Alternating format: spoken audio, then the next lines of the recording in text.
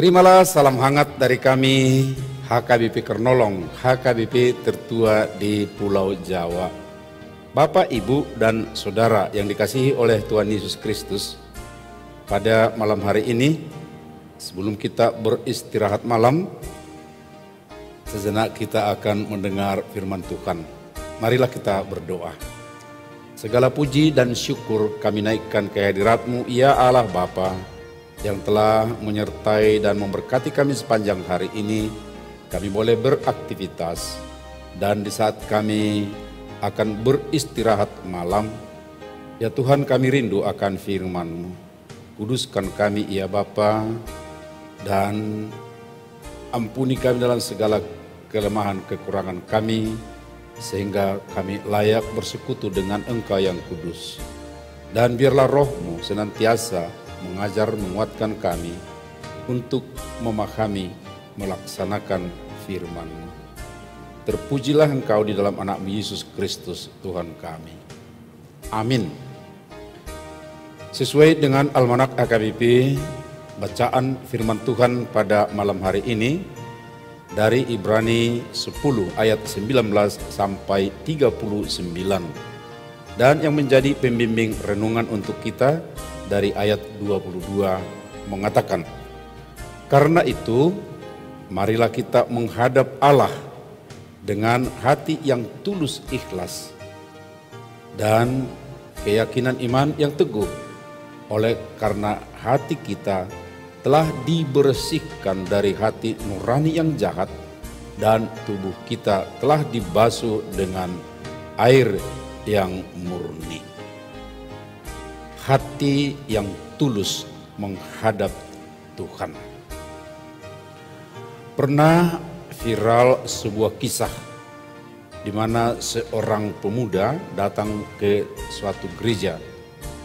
Kebiasaan di gereja itu harus berlutut menyembah Yesus yang disimbolkan dengan patung.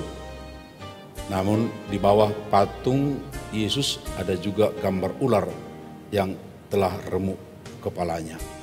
Itu pun disembah pemuda tersebut. Ketika ditanya oleh pimpinan jemaat, di mana beliau ini selalu memperhatikan semua warga yang datang, mengapa dia menyembah kedua patung itu? Jawaban yang muncul, mana tahu Tuhan Yesus tidak menerima aku kelak, aku nantinya tidak akan disakiti oleh ular itu. Demikian pengakuan si pemuda. Menghadap Tuhan tidak boleh dibumbui motivasi aneh-aneh,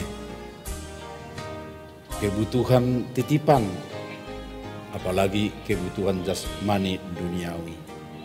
Jika seseorang datang menghadap Tuhan dengan motivasi menyembah dan memuliakan, berarti itu tulus. Tetapi jika ada motivasi lain, berarti itu tidak tulus. Apalagi jika datang dengan pujian di awalnya, lalu kemudian hanya menyampaikan daftar kebutuhan duniawi, atau juga ya bukan kebutuhan yang sangat penting untuknya, juga mau untuk menyuruh Tuhan hanya untuk memenuhi kebutuhan orang lain saja, sementara dia tidak ikut aktif untuk membutuhi yang orang yang disebutkan itu.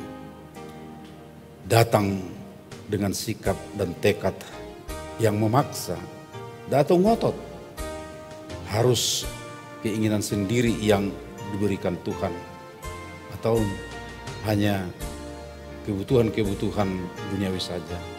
Ini tidak benar dari hati yang tulus. Di samping itu masih ada saja yang menduakan Tuhan, di mana seseorang mencari kekuatan, kuasa, wangsit dari ilah lain. Berdoa saja bisa mendua hati, di mana masih mempercayai ada kekuatan lain yang diharapkan dapat menyelesaikan urusan hidup di dunia ini. Bagi seorang beriman yang sungguh, saudara, tentu ingat, secara esensi sudah dimurnikan oleh Tuhan dari kejahatan, kejahatan dan tubuh pun sudah dibersihkan dengan air murni.